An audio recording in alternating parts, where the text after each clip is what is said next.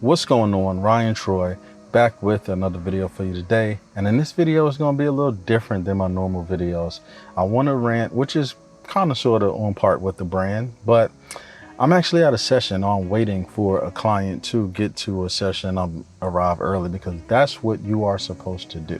But I'm going to be testing out this Nikon 35 1.4 lens that they sent me for review.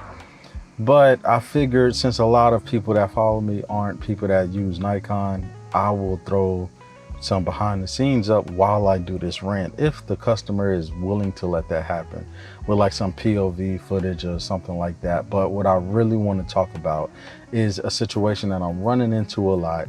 The best thing about having a photography channel full of photographers are I can reach out to you guys for assistance. It's not always, oh, let me go to Ryan Troy channel to learn something. Sometimes Ryan Troy needs to learn something from you guys. So bear with me while I do that.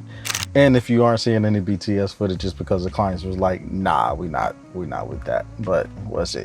But anyway, lately I have been not really trying to transition, but trying to add things like weddings, engagement sessions, family sessions, to my portfolio. I've been wanting to put this in my portfolio because I have a lot of studio, editorial, beauty, stuff like that.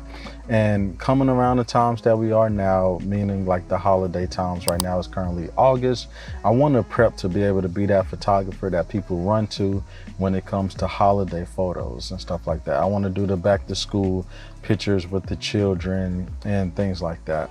But the thing is, on my Instagram, you don't see any work like that. And just to let you know, if you're not showing any type of work, you know, like that, then chances are you aren't going to get booked for things like this. So lately I've been doing a lot of different things, just, you know, and asking, hey, can I record BTS and all type of other stuff.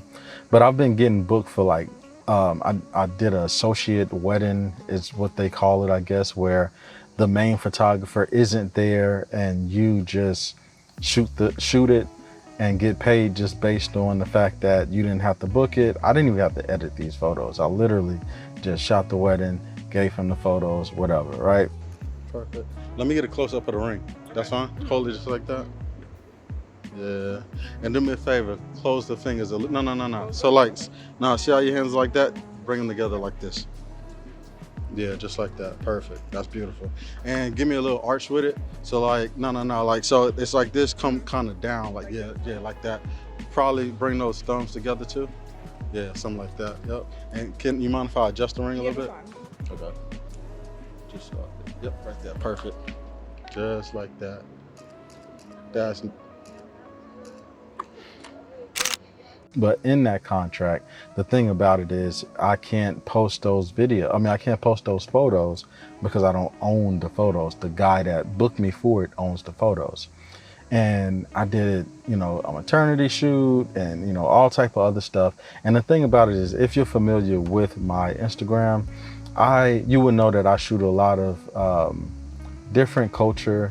Like a lot of my core clients are from a different religion, right? And I respect it 100%. But it's always the things that I'm so excited about shooting that the client hits me with something like, hey, for religious purposes or for private purposes, can you please not post any of these photos to your social media? So the thing about that is,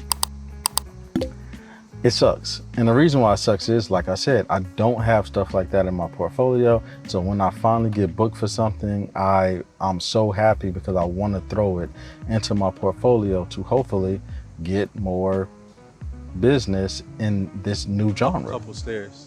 So we'll just imitate the pose, about right there. Perfect. Same thing. Yep, just like that. Oh, that's beautiful. Perfect. Hold up. So something like that. Okay. Mm-hmm. Yes.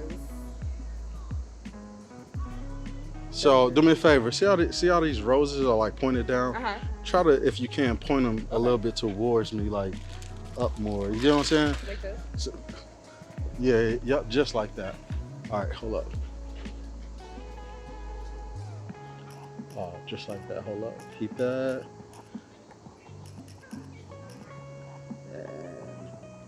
Hold up, stay just like that for me.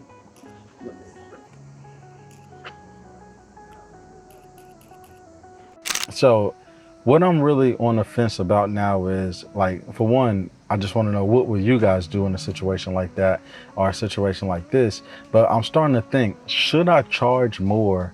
Like, should I have this soon as I'm booked saying, if I cannot, because as photographers, if you don't know, we own the photos. Like, I literally could post these photos on my social media as long as I'm not getting paid for it without a model release. I can literally post it like I own the rights to these photos, right?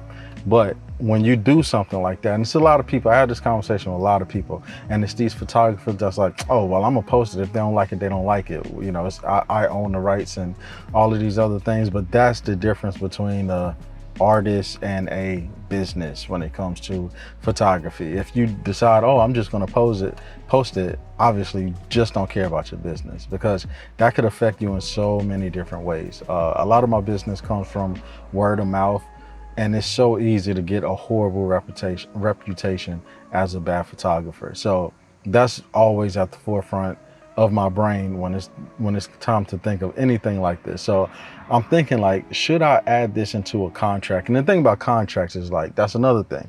I do invoices, and to me, the way I see it is, like, in the invoice, if you pay this invoice, this is something that you agreed on. So I put every single thing in the invoice, whether it's, if you are late by this amount of time, you will get charged this and stuff like that. So I'm not really per se doing a contract. It's more like, once I send the deposit and once I send the invoice for the deposit, I have everything, all of my stipulations right there. You get to choose to sign it or not. I use Square, which you should probably use if you're not using, because Zelle and Cash App and all type of other stuff, trust me, use Zelle. It makes doing your taxes, I mean, not use Zelle, use Square Up, but it's Square, but the site is like squareup.com. Use that because it's going to make taxes and everything a breeze. So in that, I'm thinking, should I start to do things like, right, all right, cool.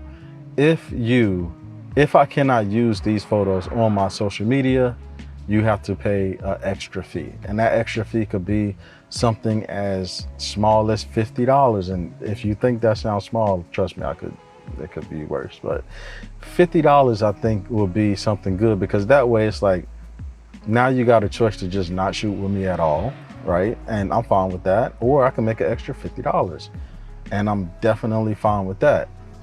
Do you think that price is too low? Do you think that price is too high? What do you do in situations like this? Because, like I said, I'm so tired of being excited about a shoot, because I know that I can get more family stuff, more different, things, because I'm stepping outside of my main genre. Like, what would you do if you were told, hey, don't post this to social media? Because I'm telling you, man, it hurts. I just went through this. I did a BTS on something, and it was an amazing session. The photos, great, amazing. And it's just like, hey, we want to keep these photos private. Can you please not post them? And I'm like, man, that sucks, So I guess that's my question to y'all. Hopefully I have some BTS going. Y'all just haven't been staring at me in the car the whole time. If so, sorry, but I'm Ryan Troy. Until the next time, peace. Now bring it lower, a little to this way, yep, and then close them a little bit, yep, and then stay like that for me. Hold up, stay just like that.